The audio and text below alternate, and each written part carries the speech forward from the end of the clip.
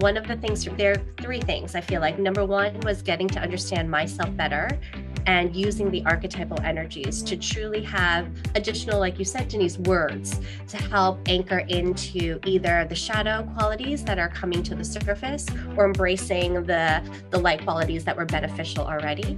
So that helps me. But the second was it gave language to others. So how I can relate to others and not be judgy or frustrated or noticing what it looks like in partnership and why there might be some friction or not, and how do we relate to one another and realize, oh, they may be coming at it in a completely different lens than myself. And so it creates a lot more grace when it comes to relationship building and being so much more compassionate. So I think there's that piece that I think in general as an entrepreneur makes everything. Because then as an entrepreneur or as a coach, my ability to understand the different lenses means I can speak to each person in a much more clear, loving way.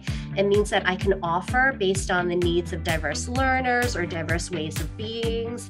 And it helps me get clear around what are my yeses and my nos. And so to me, that has added even more value when it comes to myself and my business. So I'd love to invite you to be one of our next inspiring case studies as well. So check out SMA. I hope you come and join us, and it's your time and you're ready for the next step.